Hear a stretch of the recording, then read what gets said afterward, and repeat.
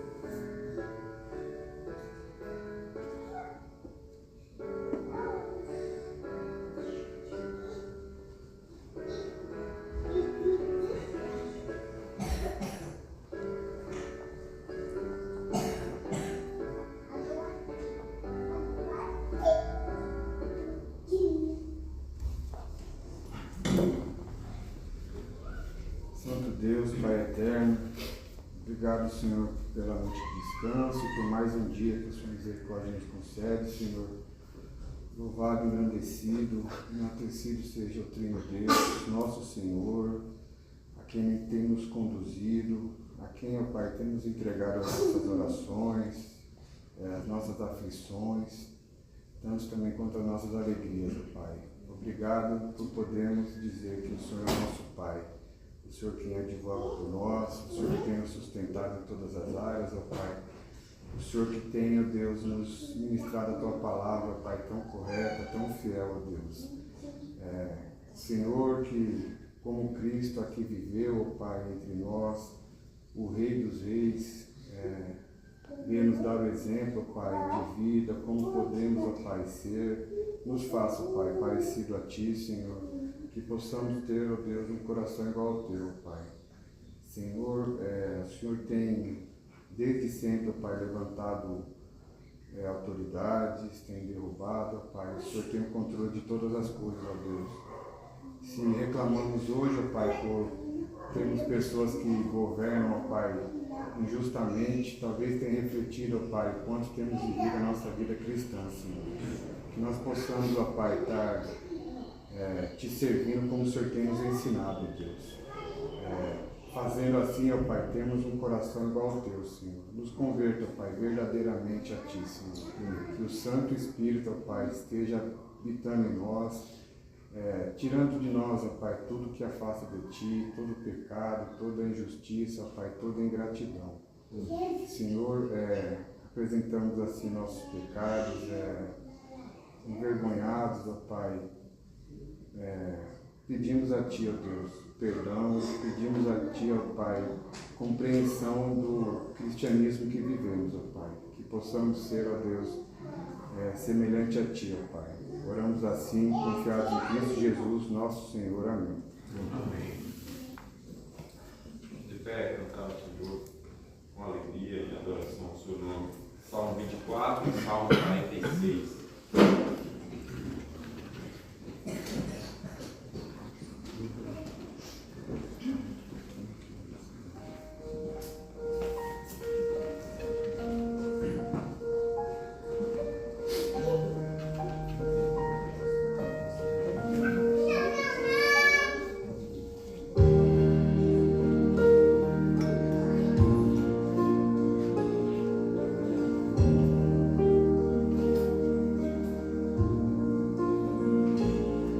Do Senhor é a terra e a sua plenitude, o mundo e todos os habitantes seus, pois sobre os mares ele a fundamentou e sobre as correntes estabeleceu.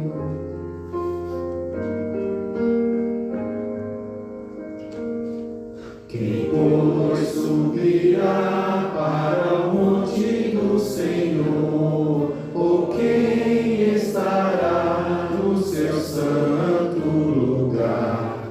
Aquele que é limpo de mãos e coração, não ama a vaidade, enganoso não é.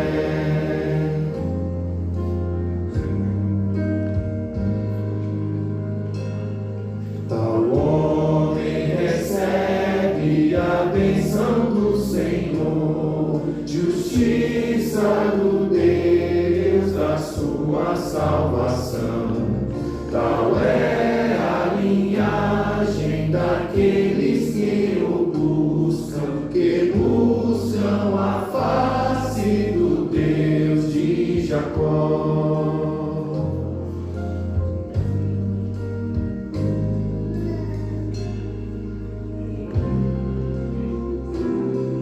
Erguei já, ó portas,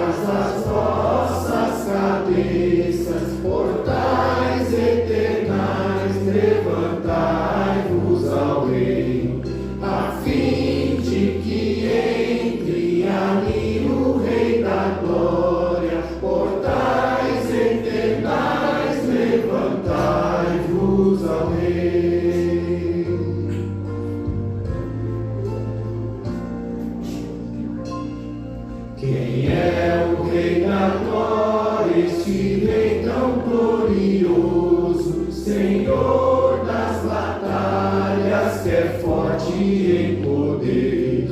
Erguei já, ó portas, as vossas cabeças, portais eternais, levantai-vos ao Rei.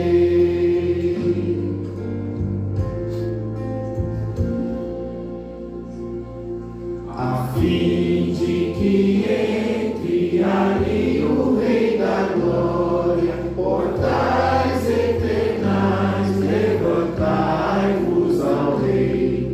Quem é o Rei da glória, este Rei tão glorioso? Ele é o Rei da glória das hostes, Senhor.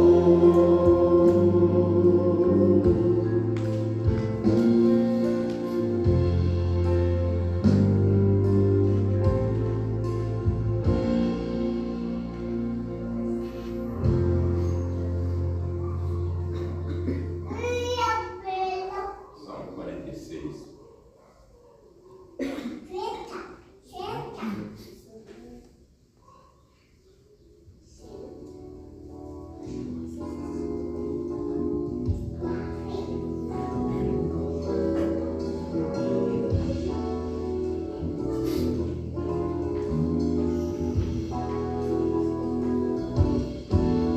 Refúgio e fortaleza, Deus presente em socorrer.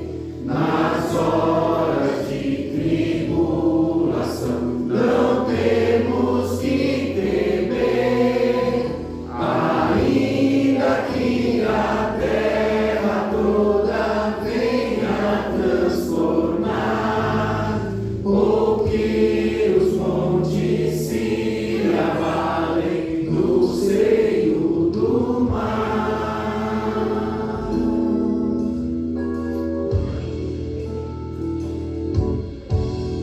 Ainda que as águas venham a tumultuar, também os montes estremeçam com fúria total. Um rio, a cidade do Senhor, vem alegrar. O santuário das moradas do mais alto ser.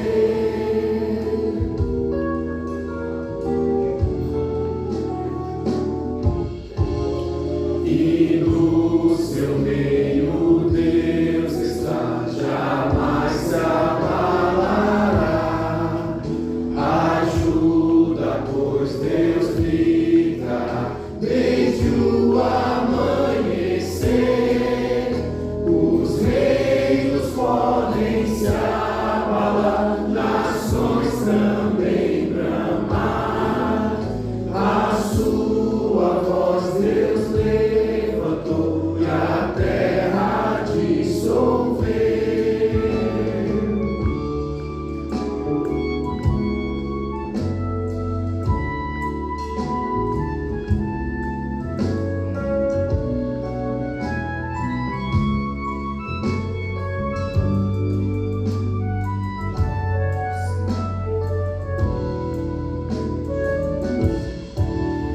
O Senhor dos exércitos está conosco aqui. Refúgio nosso Ele é, o Deus de Israel. Ó, vinde contemplar as obras do Senhor Javé, que assolações efetuou na terra o nosso Deus.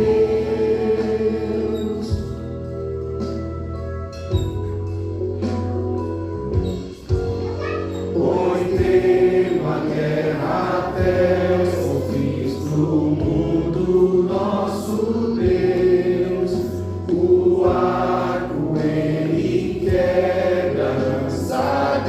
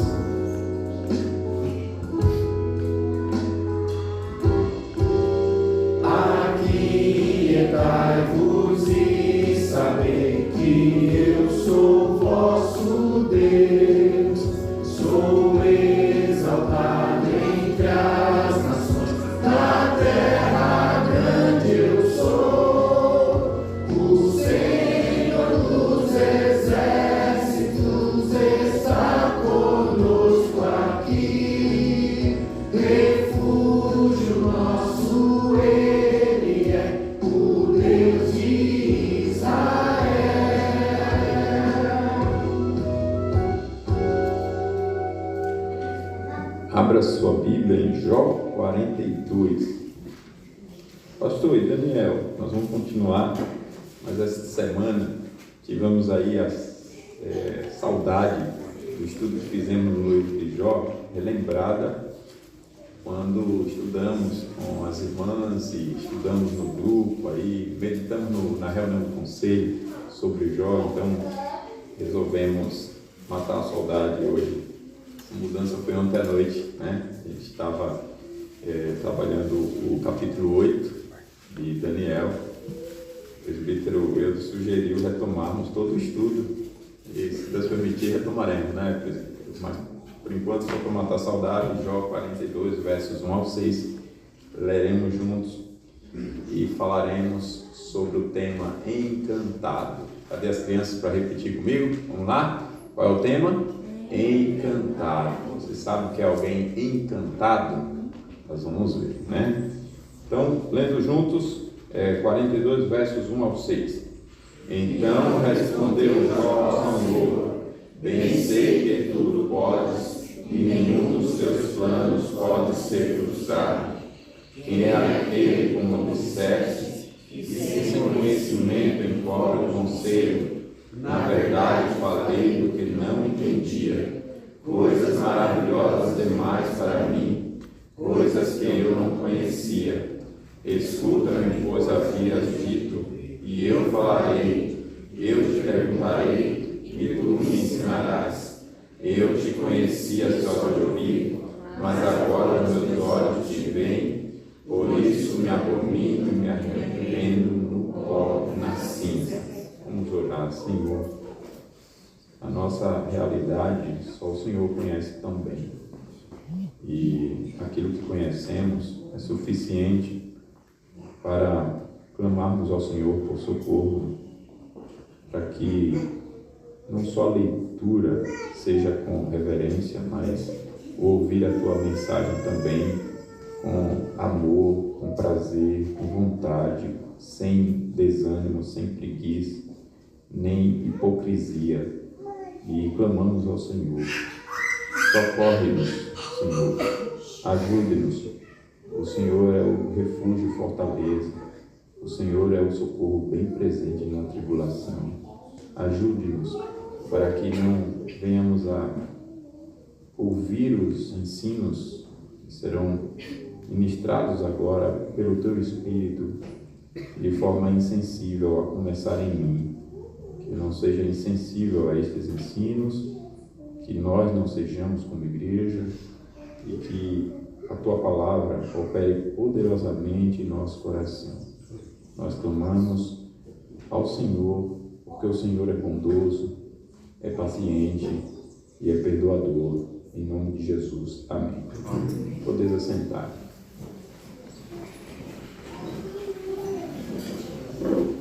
A palavra encantado deve nos lembrar, para quem conhece, fala, assiste, né, lê, contos de fada, né? Deve nos lembrar contos de fada. Quando a gente vê alguém ali encantado, um feitiço encantado, a pessoa que foi envolvida por um feitiço e ela ficou ali encantada. Então nós chamamos e conhecemos a palavra por essa relação com feitiço e tal. Mas a palavra tem a ver com algo muito maior, tem a ver com estar maravilhado, né? No português ela herda a ideia do latim, que é do verbo encantare, que tem o prefixo in, que é para dentro, e a palavra o verbo cantar, né? Então, para dentro cantar, o cantar para dentro, o cantar de dentro. E o cantar não é como nós fizemos agora, cantar, tem a ver com encantamento mesmo, né? Mas a ideia se desenvolve para o sentido de você estar maravilhado, você está irresistivelmente atraído, né? Irresistivelmente atraído por algo, por alguém. Você está viajando e aí contempla aquela natureza tão bela que aparece ali, seja de lá uma plantação de flores, seja uma fazenda muito bonita com aquelas criações tão maravilhosas, sejam árvores, enfim, né? e aquelas coisas vão te encantando, a maneira como a montanha é desenhada, a maneira como o lago está e aquela água cristalina, a maneira como a grama contrasta, né, a realidade à sua volta, e você vê tudo aquilo, aquela casa, aquela cabana, enfim, tudo aquilo vai te encantando, você vai ficando maravilhado e até esquece do que você estava pensando, até dos problemas, porque você foi envolvido por aquilo que atraiu a sua atenção irresistivelmente, e você não conseguiu olhar para outro lugar, você ficou olhando para aquele encanto, né? Então é nesse sentido a palavra é encanto, né? E você ficar maravilhado, atraído irresistivelmente. E aí nós temos esse tema para destacar no livro de Jó, porque como sabemos, Jó foi um homem justo, mas que experimentou sofrimentos extraordinários, injustiças terríveis. E como foi o comportamento dele, assim deve ser o comportamento de todo cristão, né? E o que a gente vê como reação para aprendermos a sermos cristãos com esse livro, como o que nós vemos com relação a Jó, é que ele foi fiel a Deus diante de todos os sofrimentos e injustiças, porque Deus era para ele o seu pleno prazer. Jó vivia um relacionamento dominado por encantamento, né? Não de feitiço, obviamente, encantamento como eu já descrevi. Vivia maravilhado com Deus.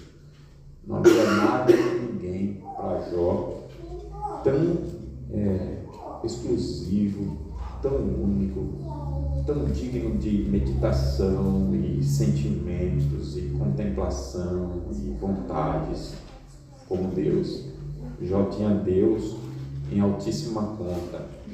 Jó tinha Deus como Deus merece ser reconhecido por todos nós, ainda que sejamos pecadores. Jó era pecador, né? E o texto aqui, ou melhor, todo o livro mostra como Jó tinha Deus assim. Ele reconhecia Deus como Deus reconhecia a divinidade de Deus e se alegrava no seu Deus. Deus era o seu melhor amigo, o seu verdadeiro amigo. Eu fico imaginando como que Jó dormia pensando em Deus, e como eu descrevi na reunião de oração sobre as crianças, né, quando elas ficam alegres, eufóricas, quando a gente programa alguma coisa no dia anterior, vamos ali visitar o tio Alex, né, a tia Stephanie e as primas, e elas ficam eufóricas ali, e acordam no outro dia cedinho, com aquele ânimo, com aquela alegria. Eu imagino o Jó também dormindo no dia anterior e acordando no dia cedinho, pensando: eu vou buscar o Senhor em oração, em meditação, eu vou pensar em Deus, muito mais do que a alegria da criança, porque a alegria da criança é direcionada e passageira, é aquilo, mas se alguma coisa melhor surgir, ela já troca, né? A criança é muito constante, por isso que a gente tem que ensinar a criança. Ela acha que sabe, mas ela não sabe, a gente tem que ensinar sobre sentimentos, sobre vontades, sobre todas as áreas da vida. E muitas vezes nós somos assim, né? Nós somos assim, temos umas alegrias muito inconstantes nas coisas, e às vezes em relação a Deus está assim também, mas Jó não. Jó tinha uma alegria constante em Deus. Deus era seu pleno prazer, não em um momento pontual, não em um assunto, em uma área da vida. Jó tinha Deus como seu prazer em todas as áreas da vida. E como é que a gente vê tudo isso aqui, né, no livro? O livro vai mostrar Jó assim já de início. Nós vamos fazer um resumo do livro, né, de toda a ideia. Eu já gravei um vídeo essa semana, já mandei aí para vocês, então eu vou repetir algumas coisas, talvez destacando uma coisa aqui, outra ali, com menos tempo, né? O vídeo tem 1 hora e tanto, vai ser com menos tempo, fique em paz, vamos policiar ali, mas para dar destaque a esses versículos, especialmente eu quero destacar os versos 5 e 6, tá? Vou dar ênfase a esses dois versos, 5 e 6. Os versos 5 e 6, ele diz: eu te conhecia só de ouvir, mas agora os meus olhos te veem, por isso me abomino e me arrependo no pó e na cinza, né? O que levou Jó a dizer isso, né? É do que está tratando. Então, vou relembrar aqui aos irmãos, mas nós vamos falar sobre isso, sobre esse prazer, esse encanto, esse encantamento, com a seguinte ideia, de que há algo tão melhor do que tudo na vida do crente, que tudo perde o valor quando eu tenho. Vocês entenderam isso? Há algo tão melhor na vida do crente do que tudo perde o valor quando eu tenho isso. E isso é Deus. Deus é tão melhor do que tudo, mas não apenas na teoria, na prática, vivendo mesmo. Deus é tão melhor do que tudo, que tudo perde o valor quando eu tenho. Tudo perde o valor. Dá um exemplo já para ajudar na meditação desse tema. Um jovem apaixonado, e aí eu não estou falando paixão no sentido doentio, que verdadeiramente ama aquela mulher de sua vida, aquela jovem. Ele está, da maneira como eu estou falando aqui, encantado, né? Um jovem realmente amando de verdade, um homem amando de verdade sua esposa, enfim. Imagine a pessoa sofrendo no hospital por algum motivo, um acidente, sei lá, uma cirurgia, ela está lá sofrendo. E o jovem, no caso, e ali diante de todo aquele sofrimento, ele recebe a visita do amor de sua vida. E a visita, quando chega, ele está lá, assim, gemendo e tal, mas ela chega. Sua presença já mudou o ambiente. Mas aí ela vai em direção a ele, o chama de meu bem e o beija. Olha, não é difícil a pessoa esquecer da dor, é? Até o Blacko tem coragem de tomar uma injeção na hora dessa. Né? A pessoa esquece que tudo vira. Por quê? Porque o beijo foi tão envolvente, o negócio encantou tanto que ele esqueceu dos problemas, né? O amor da sua vida está ali, e o amor chegou, e o amor beijou. O que é que eu quero mais, né? Para mim, o mundo pode acabar, eu estou ali, né? Então, esse é o sentido da frase. Há algo tão melhor do que tudo perde o valor quando eu tenho, que é Deus. Deus é muito melhor do que o beijo da mulher amada. Deus é muito melhor, né, do que qualquer bem que eu possa receber nessa vida. Ah, mas eu não consigo. Você pode pensar assim, mas eu não consigo pensar dessa forma.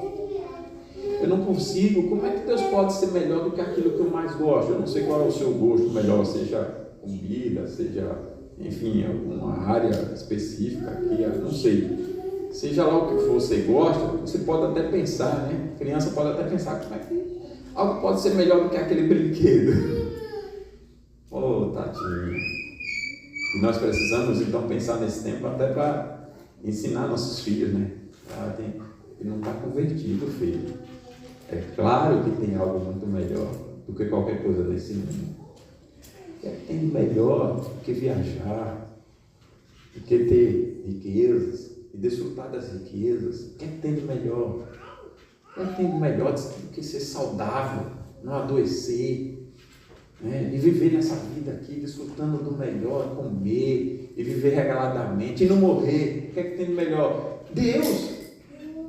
Imagine você viver como você vive, sem doença, sem pobreza nenhuma, comendo do bom e do melhor, nessa vida sem Deus. Você está incrédulo se você imagina isso. Você ainda não tem ideia de quem é Deus. Então a frase tem esse sentido, há algo tão melhor do que tudo perde sentido quando eu tenho, que é Deus. Ele é melhor do que tudo. Ele é melhor do que os céus e a terra, ao ponto de Moisés dizer um dia bem assim: se o Senhor não for comigo, não me faça levantar o pé daqui. Mas ele não estava no melhor lugar do mundo, Moisés. Mas é isso que ele está dizendo, não precisa estar. Só precisa estar onde o Senhor estiver, não importa onde. Né? O céu seria o inferno se Deus não estivesse lá. Qual é a beleza do céu? Deus, o Pai, o Filho e o Espírito Santo. A beleza do céu é Deus. Então, o jovem fica encantado com o beijo, fica encantado com o amor de sua vida. E o que Deus quer nos ensinar com esses encantamentos, como um beijo, o encantamento de um beijo, ou do amor da nossa vida. A mulher também fica encantada, né? Nós fomos visitar um casal de idosos esses dias, e aí ela dizia para o bem de sua vida: é meu amor, minha paixão. É isso mesmo, né? Vivendo aí eu não me canso de dizer que te amo. Eu gosto de ver essas coisas, né? Não me canso de dizer que te amo. E era verdadeiro, não era um fingimento porque o pastor estava lá, não. Eu sei porque eu já conheço, né? Então, isso é maravilhoso. Mas olha, Deus quer me ensinar e te ensinar que Ele é muito melhor do que tudo isso, através dessas coisas, né? Ele é muito melhor. Só que eu tenho que aprender a viver essa relação com Deus, né? Se eu então entendo essas coisas, né, esses exemplos, eu entendo então o livro de Jó, a sua mensagem, a reação que Jó teve diante de Deus. Logo imediatamente a esses versículos que nós lemos, nós temos 4 capítulos curiosos. Capítulos 38, 39, 40 e 41. Os 4 anteriores. E esses 4 anteriores são os capítulos que Deus aparece para Jó diante dos seus sofrimentos e injustiças.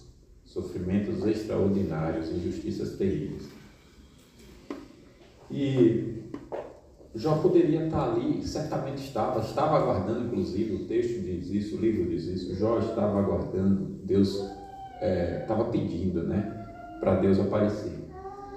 Mas Jó estava pedindo, implorando, clamando, desejando tanto para Deus aparecer, para que Deus defendesse a Jó, dissesse para Jó, para todos à sua volta, especialmente para os amigos que estavam enganados a respeito do motivo pelo qual Jó estava sofrendo.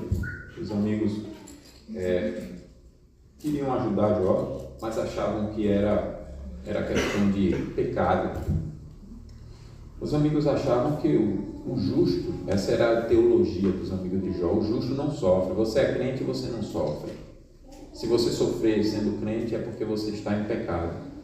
E tem muitos casos que é isso mesmo, né? Disciplina. Mas isso não é sine qua non, isso não é um caso para todas as realidades de sofrimento, não. Crentes sofrem igual a não crentes, iguais a não crentes. Nós somos sujeitos a todos os sofrimentos de todos os homens.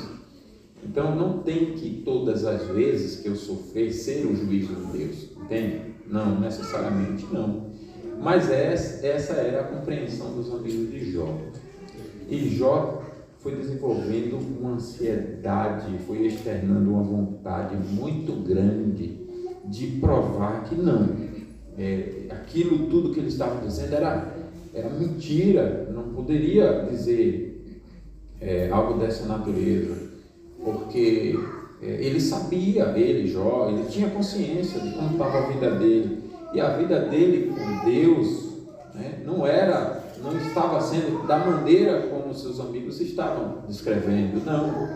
Com isso, Jó não estava dizendo que ele não fosse pecador, ele era pecador, mas ele não estava tendo um estilo de vida de iníquo, né? Cometendo os gravíssimos pecados que os seus amigos estavam entendendo que ele estava praticando para estar recebendo de Deus todo aquele sofrimento. E Jó, nessa de se defender, externa esse grande anseio: eu quero que Deus apareça, eu quero que Deus apareça para mostrar que eu sou inocente, para mostrar que eu sou justo diante dele no sentido da graça, né?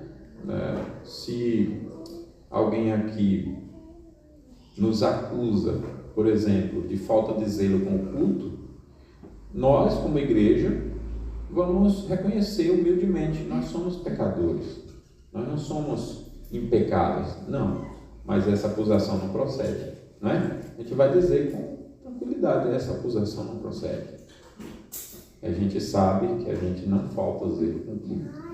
A gente sabe também que tem outra, a gente ainda está além da santidade que Deus merece. Então, a gente luta com nossos sentimentos, com as nossas motivações, até pelo nosso zelo, mas a gente tem zelado. Isso a gente sabe. Então, a gente tem uma consciência tranquila em relação a isso. Não pode nos acusar de falta de zelo. Se acusar é mentira, não é isso? A gente tem, a igreja, a gente tem essa tranquilidade. Nós temos um zelo pelo culto. Estou falando do culto em sua liturgia, etc. Se a gente falha um ou outro com relação ao horário, com relação a comportamento, com relação ao controle das crianças, entre outros exemplos que eu já citei, mas até nisso a gente observa que a gente está sempre um cobrando o outro, né? E sempre mutuamente se aconselhando para que todos, pelo mesmo zelo, tenhamos, né? Esse cuidado com o culto. Então, da mesma forma era Jó. As acusações que faziam sobre ele, para ele, a consciência dele não aceitava, não era por orgulho, arrogância ou coisa do gênero. A consciência dele não aceitava porque ele sabia, eu não sou esse, eu não estou vivendo assim. Estou vivendo, vinha vivendo em paz com Deus. Agora, o que eu não sei é porque Deus decidiu administrar todos esses sofrimentos. Eu não sei. Eu não sei porque ele não me responde mais as orações. Ele era meu melhor amigo, ele é meu melhor amigo. A gente vivia intimamente todos os dias, mas agora ele silenciou, ele não fala mais comigo, assim, não me responde, né? Eu oro, ele não sei o que houve. Mas, em todo tempo, Jó está com o mesmo zelo que ele tinha por Deus. No primeiro, eu vou voltar aos 4 capítulos, né? Eu chamei a sua atenção para eles, mas eu estou contextualizando para a gente entendê-los. Jó teve a primeira aprovação dele, que foi perder num só dia todos os seus bens. Você imagine, servos e servas, filhos e filhas, eram 10 ao todo, num só dia. Você já imaginou você perder tudo num só dia? Eu não quero ser insensível com ninguém, mas eu imagino que com todos nós e com Jó, num culto como esse, se trouxesse na hora do culto, assim, culto ao Senhor, fosse orando, fosse cantando, fosse ouvindo a pregação, se trouxesse alguns mensageiros viessem sobre cada um de nós, todos eles chegassem aqui e a gente visse uma multidão chegando, e aí trouxesse a notícia: olha, morreu cada parente de cada um de nós. Um diria: olha, Genival e Sônia, morreram seus parentes. Outro diria: César, a gente de companhia, morreram tal parente. Olha, cada um de nós, no mesmo instante. E aqui tivesse Jó e dissesse para ele também: tomara que eu não esteja dizendo certo, mas eu acredito que, pela maneira como nós vivemos, influenciado com nossa cultura corrompida, todos nós sairíamos achando: não, está certo, a gente tem que sair para atender a quem morreu. E Jó diria: não, o culto é ao Senhor, nem a morte da pessoa mais querida é digna de tomar a atenção de Deus, de forma alguma. Ele teria um zelo por Deus tão grande que eu não vou sair do culto. Para quê? O que vai mudar no enterro? Não vou sair. Não era nem para ter me trazido essa notícia agora. Deus é digno de toda adoração. Tal era a vida de Jó com Deus. Então, quando trazem todas aquelas notícias, Jó tem o cuidado de adorar a Deus, de dizer para Deus: no Eu vim, não voltarei. O Senhor deu, o Senhor tirou. Bendito seja o nome do Senhor. Eu e vocês teríamos esse cuidado? Eu e vocês teríamos naturalmente essa reação?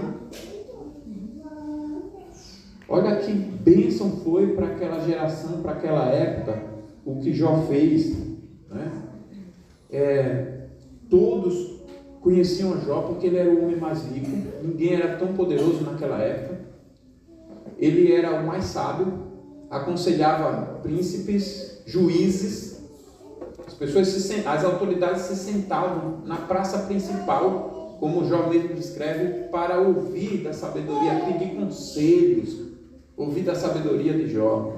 E Jó aconselhava a todos se calavam diante de Jó quando Jó falava. Tal era a sabedoria dele. E Jó tinha uma família exemplar. Você vê que quando ele vai se levantar de madrugada, por ser um pai piedoso, para orar pelos seus filhos, quando seus filhos faziam aquelas festas de comemorações, ao que tudo indica, de aniversário, Jó faz os sacrifícios, chama todos os filhos para fazer os sacrifícios por eles e com eles, e Jó descreve lá, talvez tenha pecado. Esse talvez tenha pecado é uma palavra que está lá no hebraico, significando que eram filhos de testemunho tão íntegro que ele não tinha certeza de terem pecados, ele não tinha, mas considerando a natureza humana, vai que, né? Então ele ainda considerava talvez, mostrando quanto ele zelava por Deus. Então uma família piedosa. E aí quando ele é submetido a esse primeiro teste, imagina ele reclamar, perder as estribeiras, né? Falar um monte de coisa contra Deus, mas ele só não faz isso. E a gente sabe que por trás ainda tinha o inimigo das nossas vidas, Satanás. E Jó não sabia do que Satanás estava fazendo, mas o inimigo das nossas vidas, o texto nos revela, acusa Jó de não ter uma relação com Deus por causa de Deus, de não ter toda aquela integridade, retidão, né? Se desviando do mal, das tentações, por temor a Deus. Jó não era daquele jeito por causa de Deus, é porque Deus o encheu de tudo que um ser humano pode ter. Essa foi a acusação. E Deus, não só por discordar, mas também para repreender essa mentira do diabo, diz, ele vai ser submetido ao teste que você está sugerindo aí, eu mesmo vou fazer, e eu vou desfazer essa sua mentira e pregar a verdade para todos. Então o testemunho de Jó, sem ele saber, envergonhou Satanás. O testemunho de Jó humilhou Satanás, não foi verdade? O testemunho de Jó serviu de exemplo para todos ficarem desculpáveis. Ninguém pôde usar um argumento daquela época, de qualquer situação menor do que a de Jó, de sofrimento aqui e ali, para justificar seus pecados. Ninguém.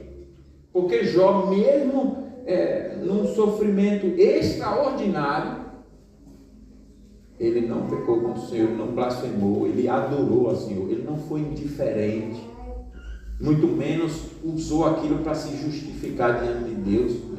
Que é o que muitas vezes fazemos nos nossos dias. Pelo contrário, ele adorou o Senhor. Ali no período da pandemia, não me lembro exatamente o ano, se foi 2019, 20, por ali, faleceu a nossa irmã Nilma, né? Que era a esposa do cantor Paulo Sérgio, de um grupo chamado Logos, bem conhecido no nosso meio, especialmente pelos mais antigos, né? Tem uma música bem conhecida, antes deixou sua casa e saiu pelo mundo. Lembram dessa música? De coração lá no fundo eu não entendi. É o Filho Pródigo, né? Então o grupo Logos tem essas músicas assim. E a Nilma, que era cantora, a esposa do dono do grupo, o pastor Paulo Sérgio, eles são da Congregacional do Rio, não sei se ainda são, pelo menos ela falece e logo em seguida ele posta nas mídias sociais uma breve fala, e ele diz assim, vou ler na íntegra. Pessoal, eu fui chamado ao hospital bem de manhã. Nilma descansou e está com o Senhor. Quero, junto à minha família, bendizer e adorar o Senhor com muita gratidão pelo presente que ela foi para as nossas vidas. Vocês perceberam? Tranquilos? Deus a levou. Ele ficou viúvo, né? Filhos, netos. O Senhor levou. Nós não vamos lamentar, nós vamos adorar o Senhor. Nós vamos, nesse momento aqui, adorar o Senhor. Ele já casou novamente, inclusive. Adorando o Senhor, tranquilo, a família toda. Imagina a bênção para os netos. Netos, ao invés de participar, seja com indiferença, seja com desespero, eles vêm cá, filhos. Nós vamos reservar nossa família famosa, né? Então muita gente eles se reserva, pede a compreensão de todos, nós vamos adorar o Senhor. Nós vamos servir ao Senhor com alegria. Aí ele vem com o segundo teste, Jó, né? Isso aqui já você viu o exemplo, né? Que eu citei. Então, ele vem com o segundo teste. O segundo teste de Jó é que ele perde toda a sua saúde. Porque Satanás, depois que Jó foi aprovado no primeiro teste, ele é orgulhoso, ele é pai da mentira, ele nunca vai reconhecer a verdade. Então ele insistiu no erro. E ele vai prestar relatório para Deus, e depois desse primeiro teste de novo, ele foi para o primeiro, prestou um relatório mentiroso, aí vai para o segundo, e ele diz para Deus agora que o Jó se relacionava com Deus, aí ele muda o assunto. Primeiro era pelas coisas que Deus dava, agora ele diz que é por troca, é assim, se o Senhor deixar ele vivo, então ele vai dar tudo pela vida dele, ele vai trocar, vai negociar com o Senhor, pela vida dele ele vai dar tudo. Nós vimos um pouco disso semana passada, né, com relação à tentação de Satanás no Éden, né, onde ele ensina que as pessoas devem fazer de tudo para garantir seu sustento, seu alimento. As pessoas devem fazer de tudo. E o ladrão é isso, o infiel é isso, né?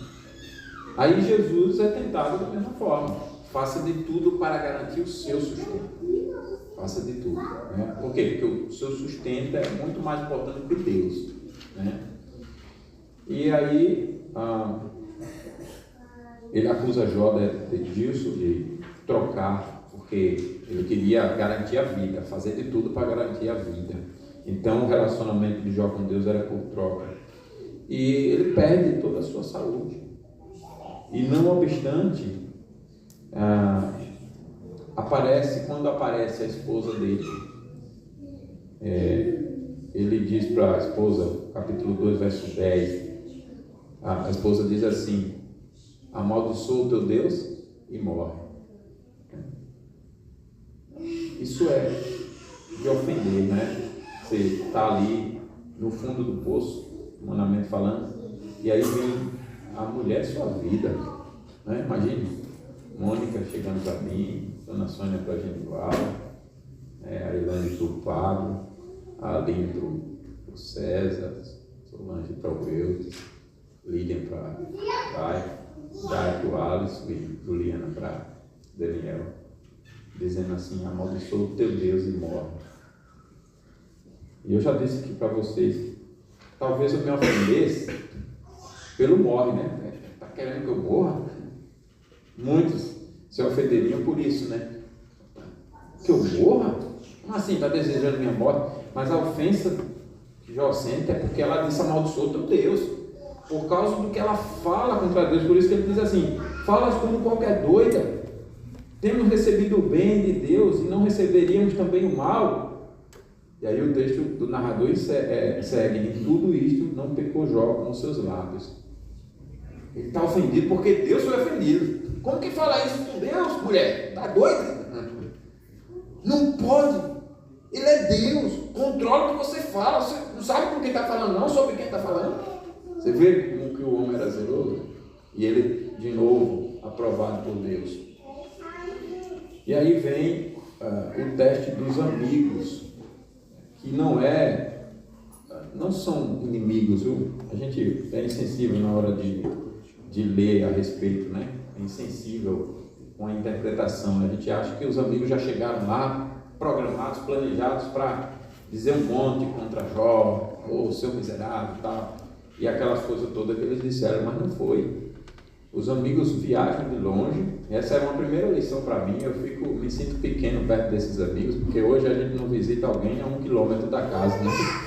Um irmão em Cristo que está doente, a gente não tem coragem de ir ali, pertinho, com o carro. E eles viajam, não sei se é a pé, no lombo do animal, quilômetros, cada um de um lugar. E eles vão visitar Jó, porque eles ficam sabendo. Não sabemos como eles souberam, cada um de uma região, e como eles se combinaram, mas o fato é que eles foram. Mostra profunda consideração.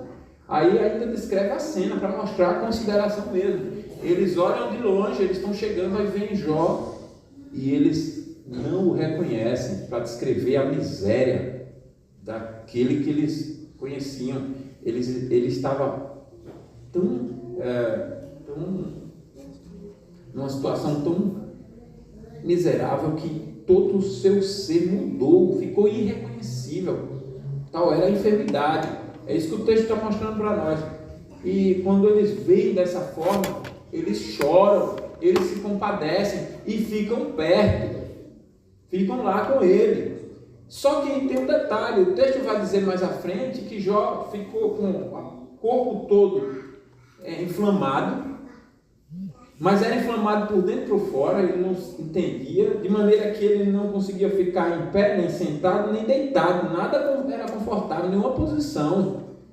E o hálito de sua boca era tão fedido que as pessoas não queriam chegar perto, nem seus parentes. Então veja a situação como que era. Não era fácil, era pior do que os mais miseráveis que a gente vê aí na rua. E não obstante, aqueles homens ficaram ali com Jó. Por muitos e muitos meses ficaram com Jó. E qual é a reação na primeira semana? O silêncio. Eles não sabiam o que dizer. Você vê então a sensatez. Olha, os caras eram sensatos. Os caras eram sábios, tinha nível de sabedoria. Aqueles 3 homens, né? Elifaz, Zofar e Bildade. O Eliú é o último que vai aparecer lá no capítulo 36 e 37. E o mais agressivo nas palavras, mais novo, mais jovem, mais agressivo nas palavras. Mas esses não, esses chegam assim, ficam uma semana em silêncio. Às vezes o nosso sofrimento é isso, a gente só precisa de uma companhia, né? Fala nada não. E a gente tem uma cultura de querer falar tudo, qualquer coisa, de qualquer jeito. Olha, vai passar. Às vezes até só você chegar lá e dizer uma loucura dessa, vai passar o quê? A pessoa vai visitar um idoso de 90 e tantos anos, cancerígeno, inválido, não sei o quê, e você diz que vai passar? Sabe? Parece que você não tem dor nenhuma, não tem juízo. Então não diga nada, vai lá e só fica lá calado. Se a pessoa for uma crente, aí ainda rebate, né? Passar o que você não está vendo? Não quero que passe, eu quero partir. Como que vai passar? Aí dizem umas coisas assim, né? Eles não, eles são equilibrados, eles são sensatos. E isso está no capítulo 2, versos 11 ao 13, né? Tudo isso, e eles ficam ali uma semana, 7 dias, 7 noites. E depois, Jó é quem fala. E eu estou descrevendo isso para mostrar o seguinte, que quando chega no capítulo 4, para a gente entender a intensidade dessa última prova, ela é a mais demorada, por isso que ela no livro, inclusive, toma a maior parte do livro. Ela começa no capítulo 4, vai até o 37. É o sofrimento produzido por falas injustas, impensadas, etc. E eu não estou me contradizendo sobre eles, porque eu descrevi essas qualidades para chamar a sua atenção para o capítulo 4. No capítulo 4, Jó, aliás, os amigos de Jó vão falar, porque Jó, depois daquele tempo todo, ele fala, né, naquela semana de silêncio, tudo, depois ele fala, e aí ele fala, externando a sua dor, como quem diz assim, eu não suporto mais. Mas ele tinha uma teologia profunda e ele tinha uma preparação em várias áreas da vida. Então você percebe a sua eloquência para descrever o seu sofrimento, as comparações que ele faz, né? Mas é tudo para descrever o sofrimento, e o ponto dele é esse: eu estou sofrendo. Aí por isso ele diz: eu amaldiçoo o dia do meu nascimento. Quem foi que deu a luz? E por que o sol brilhou naquele dia? E tal. Então ele vai fazendo essas descrições poéticas, mostrando que até mesmo no sofrimento daquele, ele não perde, né, o cuidado com as palavras. Jó, né, tem tido cuidado com as palavras. Seus amigos também tinham. Mas a atenção que eu quero chamar para vocês é para o capítulo 4, quando então vai falar. Ele é o líder do grupo, naquela época quem falava mais e primeiro era o líder, né? E quando ele vai falar, ele chega de uma maneira estranha. Ô Jó, em outras palavras, você só pode estar em pecado para estar sofrendo tudo isso. Só pode estar em pecado. E já está ouvindo e de repente, como quem se pergunta assim, mas por que você está dizendo isso? E aí no final do capítulo 4, ele faz isso. É como que ele dissesse assim: olha, o argumento que eu vou usar com você em todo o tempo está fundamentado em alguém que me apareceu ontem à noite. Era tarde da noite, e esse ser eu não vi quem ele é, eu só vi um vulto, mas ele veio, passou por mim, chegou por trás e eu me arrepiei todo. Todos os pelos do meu corpo se arrepiaram. Como quem diz, é terrível. E ele daí me falou: por acaso alguém pode ser como Deus tão santo? Por acaso alguém pode ser santo perto de Deus? Se Deus não considera nem os anjos santos, quanto mais aquele que habita numa casa de pó, falando do homem, né? E que volta para o pó. Falando do homem ser frágil, pecador, por causa do pecado. E com base nessa tese de que já que Deus é tão santo e ninguém pode ser tão santo, ele então entendeu e concluiu e foi influenciado. Ele faz e seus amigos foram influenciados a dizer tudo o que dissesse sobre Jó com base nesse argumento. Então, quem era esse ser? O pai da mentira, o diabo, Satanás. O que mostra para nós como nós muitas vezes somos desprovidos de sabedoria, de cuidado, e como somos suscetíveis à influência do diabo para falar além do que as Escrituras de fato nos ensinam, né? Para não perceber os argumentos ardilosos do diabo. Para ele apareceu dessa forma. E hoje, como é que ele fala? Como é que ele influencia a sua forma de pensar? Como é que ele influencia o seu comportamento, a sua fala? Como é que ele influencia? Pelas conversas dos outros, pelo sistema de comunicação, por essas telinhas aqui, o que a gente acessa, o que a gente vê. É assim, o diabo vai lá, te ensina e faz você viver por aquele padrão. Eu ouvi uma pregação onde o pastor falava sobre não andar, Salmo 1, né? O crente não deve andar no meio dos escarnecedores. E aí ele destacava uma coisa curiosa. Ele dizia o seguinte: a gente pensa que o meio dos escarnecedores é quando a gente está lá na mesa do bar, no meio de incrédulos. Mas quando você assiste alguma coisa na sua casa, você pode estar ali pensando: eu não estou no meio dos escarnecedores. Mas aqueles escarnecedores do outro lado da tela te convidou por aquele meio a fazer parte do que eles estão dizendo. E se você adota você está ali fazendo parte, né? E aí ele desenvolvia nesse pensamento a ideia e a tese de que nós não precisamos estar literalmente no meio, basta que eu adote o mesmo estilo. Por exemplo, a profanação do dia do Senhor, ou a profanação do culto. Nós estamos no culto, mas profanamos o culto. O profanador está aqui, pode estar comportado, mas seja lá qual for a forma de profanar, está no meio dos escarnecedores, da mesma forma que outros estão, cada um em seus níveis. Você não precisa estar numa roda literalmente. Então,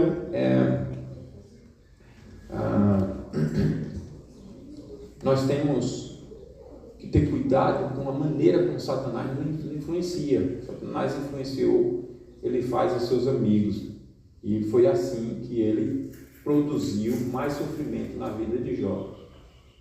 Porque o que é que uma pessoa em sofrimento extremo quer? Ela quer, no mínimo, que deixem ela em paz e não atrapalhem. No mínimo isso, né?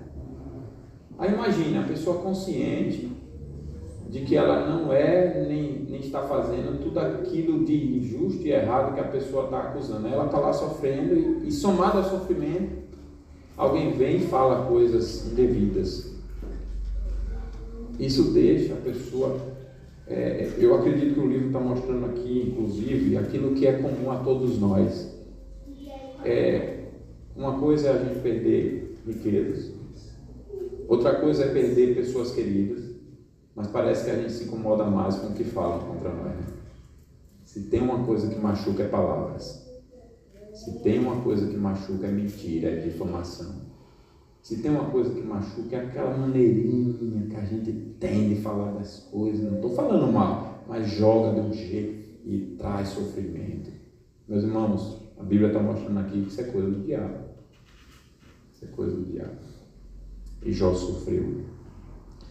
Então, nesse período até o capítulo 37, ele demonstra uma vontade muito grande de se defender e provar: eu não sou assim. Não é por isso que eu estou sofrendo. E foi uma intensidade tão grande, presta atenção nesse ponto, senão você não entende o resto, que é como ele dissesse assim, porque ele até pede, né? Eu quero que Deus venha e me defenda. É como se ele dissesse assim: quando Deus vier e me defender, quando Deus estiver aqui presente, o assunto mais importante para mim é ele me defender. Parece que Satanás tem razão quando chega nesse ponto. Parece que Jó não tem Deus como Deus merece ser tido exclusivamente. Parece que defender-se é mais importante do que Deus. E é por isso que os 4 capítulos são tão importantes para a gente entender essa mensagem do livro de Jó. É quando Deus então aparece. E aí Deus não fala nada. É um completo indiferente, nesse sentido, ao assunto que Jó, de interesse de Jó. Deus não diz nada para Jó sobre o que está acontecendo. Não diz nada para Jó sobre o sofrimento dele, não defende Jó, nada, nenhuma palavra sobre a situação. E qual é o assunto de Deus? Deus. O assunto de Deus, quando ele aparece, é ele mesmo. Não pense nessas coisas de forma pecaminosa: Deus é orgulhoso. Não. Qual seria o melhor assunto, irmãos, para um coração angustiado? É o seu Salvador, é o seu Deus, é o seu Senhor. E é isso que Deus faz. Deus chega, aparece, aí diz: Jó, eu sou grande. Jó, eu criei todas as coisas de forma perfeita, tão sábio e poderoso. Estou parafraseando, né? Que ele faz pergunta retórica: você sabe em que está firmada a terra? Quem criou a terra? Quem criou a luz, Jó? Onde está o nascimento dela e para onde ela vai? Onde está o caminho? Quem colocou esse caminho? Ele fala essas linguagens, né? Perguntas retóricas com uma linguagem poética, mas o que ele está dizendo é: como eu sou grande, Jó, como eu sou incomparável, olha como é o meu poder, e a minha sabedoria, e a minha justiça, e a minha retidão. E 4 capítulos só ele falando dele. Aí tem uma parte curiosa no último capítulo, né? 41, o último dos 4, quando por conta de um pedido que Jó fez lá atrás no capítulo 3, se não me engano, quando Jó diz assim, abençoando o seu dia e tal, aí aqueles que sabem encantar aí traduzido para o monstro marinho, a palavra é Leviatã, né? Aqueles que sabem cantar, né? Que faça isso, alguma coisa assim, e ele invoca o monstro marinho, aí o Leviatã. Aí Deus retoma esse tema lá no capítulo, como eu sou poderoso e tal, e o Leviatã, quem é que pode com o Leviatã, Jó? Como quem diz, para que você foi falar daquele assunto lá e querer, ninguém pode, só eu posso com o Leviatã. E por que é importante deixar a palavra Leviatã não é traduzido, né? Estão traduzindo aí por monstro marinho, por dragão, por crocodilo, mas nenhuma dessa tradução combina, né? Um crocodilo que vive no mar e cospe fogo, você já viu algum? Não dá para pegar um. E que monstro marinho é esse? Do que está falando? Baleia é monstro? É alguma coisa? Então é melhor deixar Leviatã. Por quê? Porque aí você vai procurar a palavra em toda a Bíblia e vai achá-la em Isaías, quando ele descreve a queda de Satanás. E aí se harmoniza com o texto. Então esse Leviatã é Satanás, que é exatamente quem está tentando aqui e até aparecendo aqui e ali nesses momentos todos. E Deus está dizendo, só eu posso com ele. E essa lição fica clara para a gente. Deus, na sua sabedoria, está dizendo o seguinte: vocês precisam de mim. Satanás não é invencível, mas como Jesus mesmo ensinou na oração, não nos deixe cair em tentação, mas livre-nos do maligno. Se eu como Deus não sustentar vocês não só caem em tentação, como vocês não vão ser livrados do maligno. Então reconheçam que depende de mim. Essa é a mensagem ali. E Deus encerra então falando da sua grandeza e da importância de reconhecer como dependente de Deus. Nós reconhecemos, Jó reconhecer como dependente de Deus. Então é nesse contexto que vem essa fala de Jó. Jó responde: bem sei que tudo pode. Tipo assim, eu reconheço que o Senhor é grande mesmo. E tem mais, ele diz assim, eu reconheço, eu sei quem é o Senhor, mas o que eu conheço agora do Senhor, lembre que Jó ainda está inválido, ainda está pobre, sem filhos, não teve nem tempo de viver o luto, né? E está, a esposa disse aquelas coisas, ele não se retratou ainda, né? Pelo menos, o texto não fala disso, e os seus amigos falando aquelas coisas. Ele ainda está nessa situação de extrema pobreza, sem saúde e completamente mal compreendido, difamado, caluniado, injustiçado, etc, etc. Ele está assim, mas mesmo assim, ele demonstra nessa fala que ele já esqueceu. Ele agora está falando com Deus encantado. Eu sei que tudo pode, e nenhum dos teus planos pode ser frustrado. Eu sei, e já esqueceu do assunto dele, e até esqueceu que ele pediu. Quer dizer, esqueceu não, né? Esse é o ponto, aliás, para o qual eu quero chamar a sua atenção. Então ele fala aqui algumas coisas, eu falei de coisas maravilhosas demais para mim, e tudo mais, tal, e diz, olha, eu conheço o Senhor, mas eu te conhecia de ouvir. Em comparação com o que eu conheço agora, eu te conhecia era de ouvir, mas agora meus olhos te veem. Agora eu estou no nível. Mas aí ele faz uma conclusão, por isso eu coloquei o tema encantado, né? Ele faz uma conclusão curiosa: por isso me abomino, me arrependo no pó e na cinza. A gente tem uma interpretação muito rápida e errada de dizer que Jó foi um homem que não pecou. Não, Jó foi pecador.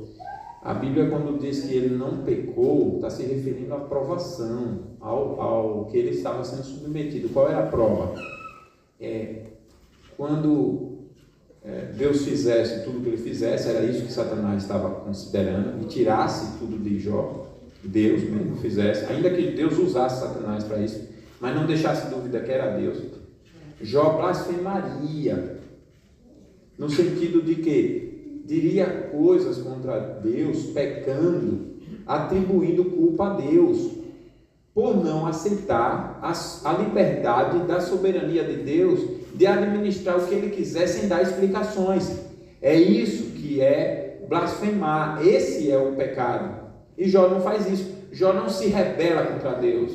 Tem gente, muitas vezes na igreja, que por conta de um sofrimento, desvia, deixa de cultuar, não é assim? Se afasta, quebra votos e compromissos, e daí por diante. Passou um sofrimentozinho, a gente já está murmurando, reclamando. Por quê? Porque a gente não aceita a soberania de Deus, a liberdade dela de administrar as circunstâncias sem dar explicações. Então é disso que está falando, e Jó não peca em relação a isso. Mas ele era pecador. Agora, o que a gente pergunta aqui ele está se arrependendo de quê? Ao ponto de se arrepender no pó e na cinza, que era a forma da época de se arrepender. Ele está se arrependendo, e eu estou convencido que é relacionado a isso, quando a gente volta a todos os capítulos, ao fato de ter pedido a presença de Deus para defendê-lo.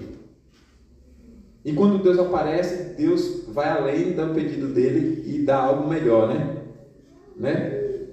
O Espírito Santo intercede por nós com gemidos inexprimíveis, porque não sabemos orar como convém. Então o Espírito Santo é como quem refaz, e Deus ouve a nossa oração, como Ele ouve. O que nós de fato queremos como crentes é Deus. Então naquele pedido de Jó, Deus corrige a parte errada. Jó queria a presença de Deus para defendê-lo, mas o que ele na verdade precisava era a presença de Deus para Deus se apresentar, e isso já é suficiente. O assunto não seria a defesa de Jó, a inocência de Jó, o assunto seria Deus mesmo. Então ele está se arrependendo disso. Eu pedi a presença do Senhor para me defender, e o Senhor falou de ti mesmo, e eu me abomino, porque o Senhor é mais importante do que a minha defesa. Vocês estão entendendo isso? Tal era o encantamento de Jó com Deus. Ele está tão encantado que mesmo com aquele pedido tão medíocre, tão errado, de pedir a presença de Deus para defendê-lo, ele então, depois que Deus se apresenta e fala de si mesmo, ele se arrepende e se abomina no pó e na cinza. Então, esse é o coração de todos os servos de Deus. Os servos de Deus são aqueles que têm um coração tão satisfeito em Deus que nenhum assunto pode substituí-lo. Qual é o assunto mais importante para um coração convertido? Deus.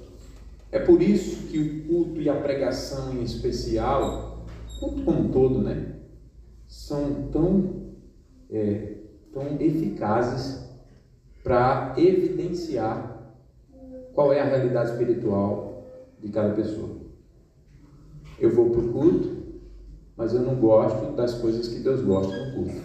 Então eu quero adicionar as minhas coisas. Então, é porque Deus não é o assunto mais importante para você. Você não está encantado com Deus. A criança está no culto, mas o que ela quer no culto é que tenha, sei lá, ela quer outras coisas. Se ela estivesse na TV, ela não piscaria os olhos, mas ela quer outras coisas. Então, é porque Deus ainda não é o encanto daquele coração. Eu não quero cantar o que Deus quer que eu cante. Então, porque Deus não é o encanto.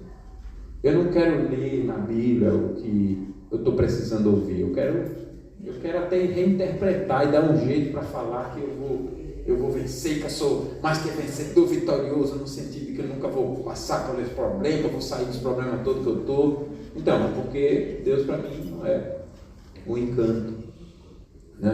É por isso também que a gente não tem o tempo todo dedicado desse dia para Deus, porque Deus não é um encanto. Então não vai demorar muito, daqui a pouco a gente muda o assunto. De repente vai ser o nosso candidato, de repente vai ser, sei lá, outro tema, futebol, para quem gosta, vai ser situações da semana, sei lá, o rumo do Brasil. Vai mudar, não é Deus, não é a sua palavra, não é Cristo, não é a sua salvação, porque Deus não é ainda o encanto do coração. Então o crente deseja a Deus acima de todas as coisas. Deus é o seu pleno prazer, a sua eterna alegria, e a graça de Deus em Cristo é a única forma do coração pecador conhecer essa plena satisfação. Inclusive eu estou convencido que essa é a mensagem do livro de Jó. Não é sofrimento, não é a soberania de Deus, não é a fidelidade de Jó, mas uma graça salvadora, única, em Cristo, capaz de transformar um coração pecador como foi o de Jó em um coração tão íntegro que não troca Deus por nada em nenhuma circunstância. Então, guardemos 5 lições rápidas. Primeiro, avaliemos a nossa motivação na nossa relação com Deus diante das diversas circunstâncias, seja de riquezas, seja de pobreza, e nos preparemos para os sofrimentos que possivelmente virão, para que Deus seja glorificado com as nossas reações. E lembremos que Deus se importa com a nossa motivação na relação com Ele. Se nós formos assim, faremos como Jó fez, inclusive depois que Deus vai se dirigir a palavra a ele na sequência e repreende os seus amigos e manda e coloca Jó para orar para os seus amigos. Jó mostra aqui perdão, né? Piedade. Jó mostra aqui humildade. Jó ora para os seus amigos. E quando Jó ora, ele não está ainda fora daquele sofrimento. Mas enquanto ele está orando, Deus muda a sorte de Jó. E quando Jó termina de orar, recebe tudo em dobro, né? Tudo em dobro. Outra coisa curiosa é que Jó tem filhos e filhas, de novo, com a mesma mulher. Você vê o perdão de Jó, a humildade de Jó, a paciência de Jó, a compreensão de Jó, a compaixão de Jó, né? Então, avaliemos a nossa motivação, para termos a mesma motivação de Jó na nossa relação com Deus. Porque Deus se importa com a motivação na nossa relação com Ele. Segundo, aprendamos a adorar a Deus em todo o tempo, em todas as circunstâncias. Se a gente precisar, igual a semana passada, se precisar, se depender do momento favorável, ele não vai acontecer. O crente adora em todas as circunstâncias. Então façamos isso. Segundo, terceiro, busquemos a presença de Deus sempre. Você vê que Jó, não obstante, sempre buscava a presença de Deus. Ele estava no primeiro momento muito rico. O que é que o texto destaca? Jó busca Deus. Você vê que para um coração convertido, riqueza não é problema. A Bíblia nunca disse que riqueza é o problema. O amor pela riqueza, esse amor pecaminoso que troca a Deus, mas não a riqueza. E às vezes nós não estamos preparados para ser rico, porque a gente não é fiel a Deus. Se faz rico, a gente vai desviar. Se é pobre, a gente desvia também. A gente não é fiel. Então, riqueza não era problema para Jó. Extrema pobreza não era problema para Jó. E riqueza multiplicada depois. Jó continuou ainda mais íntegro, porque agora ele tinha uma experiência de ver a Deus mais íntegro ainda. Certo? Entenderam tudo isso aqui? Então busquemos a presença de Deus. Busquemos a sabedoria de Deus para tudo, para falar, para aconselhar, para reconhecer a voz de Deus e rejeitar a voz do diabo. Não trocar Deus por nada. Jesus é a sabedoria de Deus. E por último, perdoemos sempre e lembremos que a nossa recompensa no céu com o Senhor é melhor do que tudo nesta vida. Que as nossas, então, reações diante de Deus, dos sofrimentos e das injustiças, glorifiquem a Deus. Que Deus nos abençoe. Vamos colocar de pé, encerrar esse momento orando e passarmos para a Santa Ceia. Salmo 63. Se tiver com o aplicativo que solta.